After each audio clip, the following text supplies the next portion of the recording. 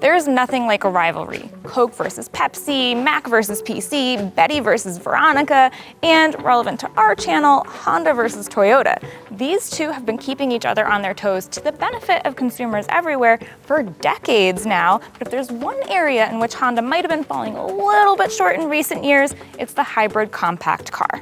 There was the Honda Insight, but that was discontinued after the 2022 model year. And I have to wonder if it maybe suffered a little bit for not being a very familiar nameplate. Maybe it just feels not very familiar because we don't see very many of them. But either way, Honda is not going to make that mistake again. They are now giving hybrid power to their longest running nameplate.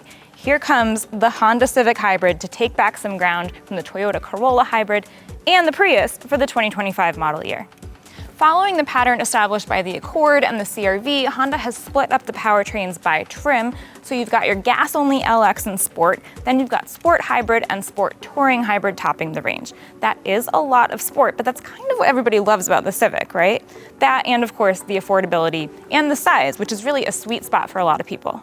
The big news here is obviously that hybrid powertrain, so that's what we're looking at today, the Civic Hybrid in both its hatchback and its sedan forms. Now, excluding the Civic Type R, which we at CarGurus treat as a different model anyway, this is going to be the torquiest Civic ever with a projected 232 pound-feet and 200 horsepower, but that torque, that's the really cool figure because that's where those electric assists really shine. Honda says that this is going to provide quick, effortless acceleration, which you know we are going to test just as soon as we get the chance, so make sure you're subscribed. For now, we just get to look at it, touch it, and sit in it, so we're gonna do all of those things. Looks-wise, this is a relatively light refresh. The biggest change is that there are no fog lights. They used to live down here, so sharing this space with the air inlets, which you can see are now a lot slimmer because they don't have anything else in there, giving it sort of an overall cleaner look. The outline of the grille has stayed pretty much the same. You might not notice that this is a new model right off the bat, but if you really compare the 2024 to the 2025, you will start to notice some differences. For example, this air intake down here, this now flares outward rather than pinching inward, which I think gives it a little bit more of a sort of raring to go look. It's subtle, but it's there. Less subtle are the colors, because you can't miss those. So there are 4 new ones for the 2025 model year. 2 of those are body style exclusives. One of them we get to show you today. It's Blue Lagoon, and you can only get it on the sedan. Both hybrid trims get dark 18-inch wheels. The Sport Touring gets this special machine finish to it. And then around the back, really nothing has changed. So let's hop in and see what's different in here. This light gray interior, this is new. It's available on both hybrids, and I actually really like it. I like how it adds some contrast to the door card here. I also really like that the center console, the padded bin part, is still dark because I feel like I can lean on it and not worry about turning it blue over time with my denim jacket, for example. Other than that, this is a pretty familiar Civic interior.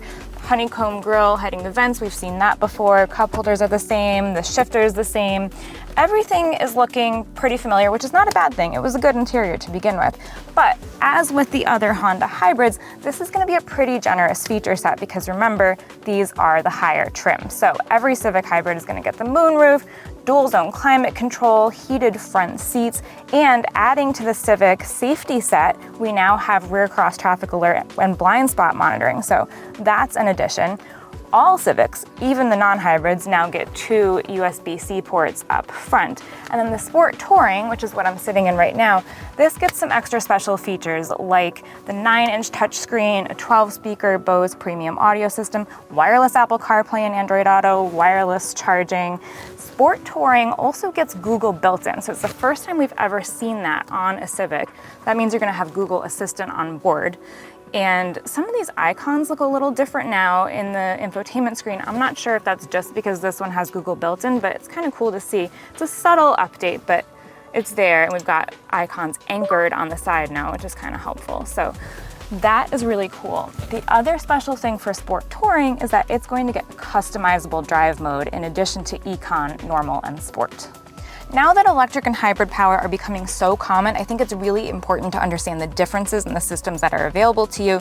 That's important in making your decision, right? So I do want to touch a little bit on what's special about the Honda hybrid system and who it might be good for.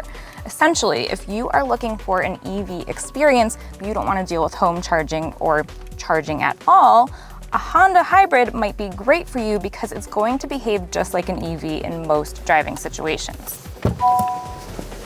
That's why I'm betting that when official fuel economy numbers come out, we're gonna find that the Honda Civic Hybrid is actually more efficient around town than it is on the highway. So if you do a lot of your driving at under 50 miles an hour, if you have a lot of traffic on your commute or you're often in the city, this is going to be a great choice for you. You'll do very well on fuel economy to the tune of about 50 miles per gallon if Honda's estimates are correct.